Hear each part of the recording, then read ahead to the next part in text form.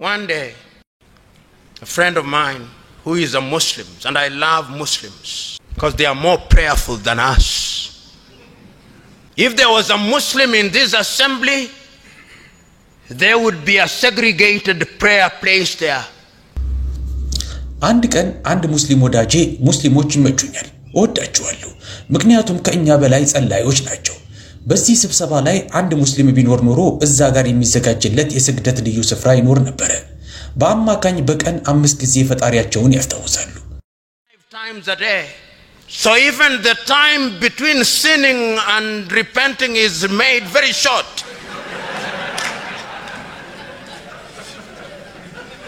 So they are like David in many ways. But we Christians በመስራትና ንስሐ በመግባት መሃል ያለው ግዚያቸው በጣም አጭር ነው በብዙ መንገድ ልክ እንደ ዳዊት ናቸው ነገር ግን እኛ ክርስቲያኖች ፈጣሪያችንን ብዙዎቻችን የምናስታውሰው በሳምንት አንድ ጊዜ ነው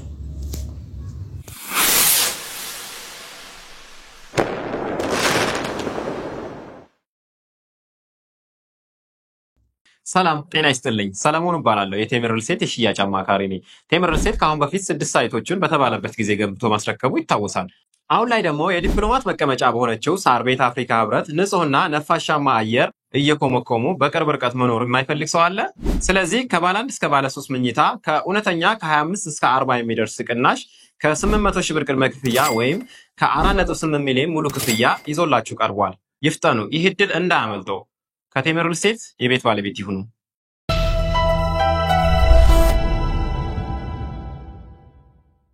እኚህ ሰው ፕሮፌሰር ፓትሪክ ሉሙምባ ይባላሉ አንደበተ ርቱዕ በኬንያና በታንዛኒያ የሚገኙ ከፍተኛ ፍርድ ቤቶች ጠበቃ ናቸው አፍሪካን ኢንስቲትዩት ፎር ሊደርስ ኤንድ ሊደርሺፕ የተባለ የአመራር ስልጠናን የሚሰጥ ትልቅ ተቋም መስራችም ናቸው ከ2 ዓመት በፊትም እርዚህ ኢትዮጵያ መጥተው ከ1 ሰዓት በላይ የዘለቀ በእጅጉ አስደናቂ ንግግርና ስልጠና መስጠታቸው ይታወሳል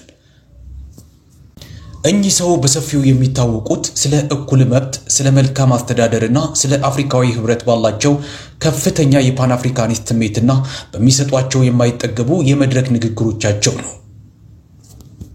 ሉሙምባ የአፍሪካ የወደፊት ጣፈንታ በመልካም አመራሮቿና ራሳቸውን በቻሉ በራሳቸው በሚተማመኑ ህዝቦቿ እጅ ላይ ነው ብለው ያምናሉ ጥልቅ ዕውቀታቸው የፓን አፍሪካኒዝም አስተሳሰባቸው የመልካም አስተዳደር አቀንቃኝነታቸው ተወዳጅና ተጽዕኖ ፈጣሪ እንዲሆኑ አድርጓቸዋል በቅርቡም በኡጋንዳ በሚገኝ አንድ ጉባኤ ላይ ታድመው አውሮፓውያኖች አፍሪካን ለመቀራመት ጥቁር ህዝቦችን ባሪያ ለማድረግና አህጉሪቷን ለማደህየት መጽሐፍ ቅዱስን እንዴት እንደተጠቀሙ ተናግረዋል The Bible has been misused. It has been used to support slavery. It has been used to support colonization. It has been used to መጽሐፍ ቅዱስ በስተት ጥቅም ላይ ውሏል ባርነትን ለመደገፍ ከጥቅም ላይ ውሏል ቅኝ አገዛዝን ለመደገፍ ከጥቅም ላይ ውሏል ኡነትን ለማጣመም ከጥቅም ላይ ውሏል ይህንን ኃያል ንግግራቸውን ከአፍታ በኋላ እንመለስበታለን ይህ በእንዲህ እንዳለም ፕሮፌሰር ፓትሪክ ሉሙምባ ሙስሊሞችን ለምን እንደሚወዱ የተናገሩበትን ንግግር ይዘናል አብራችሁን ቆዩ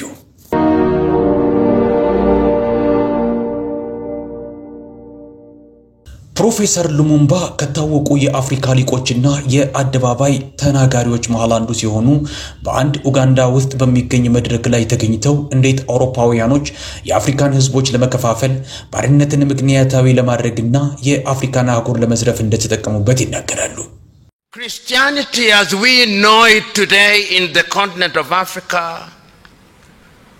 was midwifed to us in the continent through Europe through the missionaries when they came they were reading the very same Bible that we are reading today በአፍሪካ አህጉር ውስጥ ዛሬ በመናውቀው መንገድ ክርስትና የተዋለደው በአውሮፓውያኖች አማካኝነት ነው በሚስዮናውያኖች አማካኝነት ነው ሲመጡ እኛ ዛሬ የምናነበውን መጽሐፍ ቅዱስ ያነበቡ ነበር አፍሪካን ለመቀራመት በርሊን ላይ ሲቀመጡ እኛ ዛሬ የምናነበውን መጽሐፍ ቅዱስ ያነበቡ ነበር The same Bible in which In Paul's letter to the Galatians at chapter 3:28, he says, there are no Jews, no Gentiles, no slave, no free, no woman, no man. ጳውሎስ ለጋላትያን ህዝቦች የጻፈውን ደብዳቤ እያነበቡ ነበር። በጋላትያ ምዕራፍ 3 አንቀጽ 28 ላይ እንዲህ የሚለውን አይሁዳዊ ወይም የግሪክ ሰው የለም፣ ባሪያ ወይም ጨዋ ሰው የለም፣ ወንድም ሴትም የለም የሚለውን ይህን አንቀጽ እያነበቡ ነበር። ከመጡ በኋላ ሰርጎ የገባ ቃል አይደለም፣ አንብበውታል። ነገር ግን መጥተው ወረሩን፣ መጥተው አድሎ አደረጉብን። ከዚሁ መጽሐፍ ቅዱስ የተማሩ ናቸው። ከዛም ቀጠሉና ፕሮፌሰር ሉሙምባ በክርስትና ውስጥ ስላሉት የተለያዩ አይነት ቤተ እምነቶች ተናገሩ። ከ2 ቢሊዮን በላይ ክርስቲያኖች በሺዎች በሚቆጠሩ የሃይማኖት ወገኖች ውስጥ ስለመታቀፋቸው ፔንቴኮስታል፣ ፕሬስቢቴሪያን፣ ሉተሮች፣ ባፕቲስቶች፣ አፖስቶሊኮች፣ ሜቶዲስቶች እያለ ይቀጥላል። በዓለም አቀፍ የክርስትና ጥናት ማዕከል መሰረት ከ200 በላይ የክርስትና ወገኖች በዩናይትድ ስቴትስ ውስጥና በመላው ዓለም ላይ ደግሞ ከ45000 በላይ እንደሚሆኑ ይነገራል። ፕሮፌሰሩ ይቀጥላሉ። When I travel across the continent, and I do, in many countries, I am amazed by the number of buildings whose owners claim are churches. በአህጉሪቷ ውስጥ ስጓዝ በበርካታ ሀገራቶች ውስጥ ይዞታነታቸው የቤተ ክርስቲያን በሆኑ ህንጻዎች ብዛት ገረማለሁ። በ1 ኪሎ ሜትር ርቀት ላይ በርካታ የተለያዩ ቤተ እምነቶችን ታያላችሁ።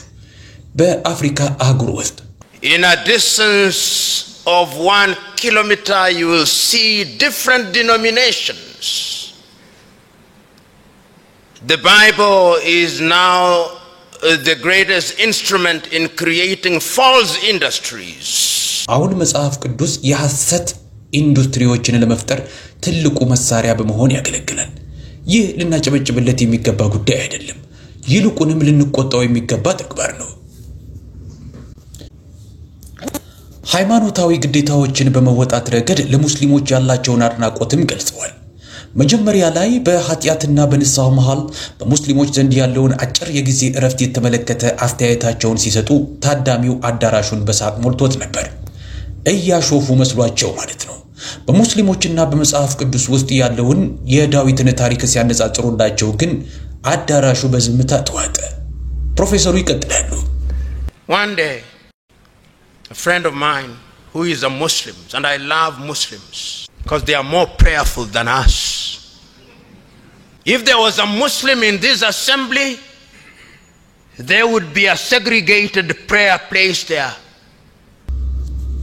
አንድ ቀን አንድ ሙስሊም ወዳጄ ሙስሊሞች ይመቹኛል፣ እወዳቸዋለሁ፣ ምክንያቱም ከኛ በላይ ጸላዮች ናቸው።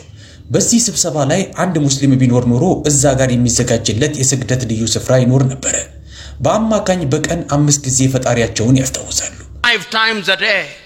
So even the time between sinning and repenting is made very short. So they are like David in many ways. ኃጢያት በመስራትና ንስሐ በመግባት መሃል ያለው ጊዜያቸው በጣም አጭር ነው። በብዙ መንገድ ልክ እንደ ዳዊት ናቸው። ነገር ግን እኛ ክርስቲያኖች ፈጣሪያችንን ብዙዎቻችን የምናስታውሰው በሳምንት አንድ ጊዜ ነው። እዚህ ጋር ፕሮፌሰር ሉሙምባ በብዙ መንገድ ከዳዊት ጋር ይመሳሰላሉ በማለት የሰጡት አስተያየት በመጽሐፍ ቅዱስ ላይ ያለውን ንጉስ ዳዊት ታሪክን ማለታቸው ነው። ንጉስ ዳዊት ምንም እንኳን የግል እንከኖች ቢኖሩበትም በአምልኮ ታታሪነቱና ቅንነቱ ይታወቃል። ስለዚህ ይህ አገላለጻቸው ሙስሊሞች የሚያሳዩትን ስነ ስርዓት በከፍተኛ ሁኔታ ማድነቃቸውን ያሳያል። ከዛም ፕሮፌሰሩ ትኩረታቸውን ወደ ኡጋንዳና ኬንያ ያደርጋሉ፣ ብዙዎቹ ክርስቲያን ወደ ሆኑባቸው ሀገራት። ከዛም ይቀጥሉና ሰዎች ከሃይማኖታዊ አስተምሮቱ ጋር የተጻረሩ ተግባራቶችን ማድረጋቸውን ይቆንናሉ። የስርቆትን ከፍተኛ ደረጃ መድረስንም ይመለከታሉ። ይቀጥሉና በክርስቲያኑ ማህበረሰብ ውስጥ የግብረ ገብነትን መውደቅ ከፍተኛ ደረጃ መድረስን ጥናቶች እንደሚያመለክቱ ይገልጻሉ። ነገር ግን ፕሮፌሰር ሉሙምባ የሰጡትን ይህን የመጨረሻ አስተያየታቸውን ከመግለጻችን በፊት አንድ ነገር ላይ መነጋገር አለብን። ስለ ኢስላም በሰፊው ከሚነገሩ ውሸቶች መሃል አንዱና ታላቁ ይህ እምነት ተከታዮቹን ሌሎች ሃይማኖቶች ላይ ጠብ አጫሪ እንዲሆኑ ያስተምራል በማለት የሚያራምዱት ነው። በተለይ የዚህ አይነቱን አሉታዊ አስተያየት በብዛት በምዕራባውያኖች ሚዲያ ላይ ሲቀነቀን እንሰማዋለን። ኢስላም ፈጽሞ የሰላም ሃይማኖት አይደለም፣ ምክንያቱም ወንጀለኞቹ የሽብር ወንጀለኞቹ የኢስላምን አስተምሮ እንደሚከተሉ ይናገራሉና በማለት ይወቅሳሉ። በኢስላም ስም የሚደረግ የትኛውም የኃይል እርምጃ ከቁርአን ወይም ከነብዩ መሐመድ አስተምሮ የበጣ አለመሆኑ ሊሰመርበት ይገባል። የግል ወይም የጋራ ጥቅማቸውን ለማሳካት ሲሉ የኢስላምን ስም የሚጠቀሙ ሰዎች ይኖራሉ። ነገር ግን ምንም ያድርጉ ምን ይህ ተግባራቸው ከኢስላም አስተምሮ ጋር የሚጻረር ነው። ኢስላም የሰላም ሃይማኖት ነው። ይህንንም የሚገልጹ በቁርአን ላይ በርካታ አንቀጾች አሉ። ነገር ግን ሰዎች የጋራና የግል ጥቅማቸውን ለማሳካት የሚጠቀሙት ብቸኛ ሃይማኖት አይደለም። በታሪክ ውስጥ በርካታ ግለሰቦች የተለያዩ ሃይማኖቶችን ቅዱስ ጽሑፎች የተሳሳተ ተግባራቸውን ምክንያታዊ ለማድረግ ይጠቀማሉ። ለዚህም ሲባል የትኛውንም ሃይማኖት ተከታዮቹ በሚያሳዩት ተግባር ላይ ተንተርሰን ሃይማኖቱን መውቀስ አይገባንም። ይልቁንም የትኛውም ሃይማኖት መዳኘት ያለበት በቅዱስ መጽሐፍ ውስጥ ባሉት አስተምህሮቶቹ ነው። ፕሮፌሰር ሉሙምባ ይቀጥላሉ። I was telling you about this Muslim friend of mine, and he was telling me at one time, whether this was true or untrue I do not know, but at an airport in one of the Arab countries they had a message, you can leave your bags, they are safe, there are no Christians here. ስለ አንድ ሙስሊም ጓደኛዬ እየነገርኳችሁ ነበር። በአንድ ወቅት እንዲህ ሲል ነግሮኝ ነበር። ይህ እውነት ይሁን ውሸት አላውቅም፣ ከአረብ ሀገራቶች መሃል በአንዱ ነው አሉ። እንዲህ የሚል መልእክት አላቸው፣ ቦርሳችሁን እዚህ ጥላችሁ መሄድ ትችላላችሁ፣ ምንም አይሆንም፣ ምክንያቱም እዚህ ክርስቲያኖች የሉም ይላል። If you come to Uganda here, they'll tell you they are possibly 70% Christian. Kenya 90% Christian. We are all Christian, but we are thieves everywhere. Christian thieves. ወደዚህ ወደ ኡጋንዳ ስትመጡ 70% የሚሆነው ነዋሪ ክርስቲያን ነው። ኬንያ 90% ክርስቲያን ነው። ሁላችንም ክርስቲያኖች ነን፣ ግን ሁሉም ቦታ ሌቦች አሉ። አትስረቁ የሚለውን የመጽሐፍ ቅዱስ ቃል ከትእዛዛቶቹ መሃል አንዱ ነው። ግን የሌብነቱ ነገር አይወራ። ለምን?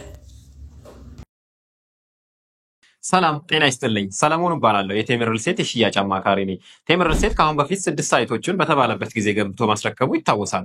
አሁን ላይ ደግሞ የዲፕሎማት መቀመጫ በሆነችው ሳር ቤት አፍሪካ ህብረት ንጹህና ነፋሻማ አየር እየኮመኮሙ በቅርብ ርቀት መኖር የማይፈልግ ሰው አለ? ስለዚህ ከባለ 1 እስከ ባለ 3 መኝታ ከእውነተኛ ከ25 እስከ 40 የሚደርስ ቅናሽ ከ800 ሺህ ብር ቅድመ ክፍያ ወይም ከ4.8 ሚሊዮን ሙሉ ክፍያ ይዞላችሁ ቀርቧል። ይፍጠኑ፣ ይህ ዕድል እንዳያመልጦ። ከቴምር ሪል ስቴት የቤት ባለቤት ይሁኑ።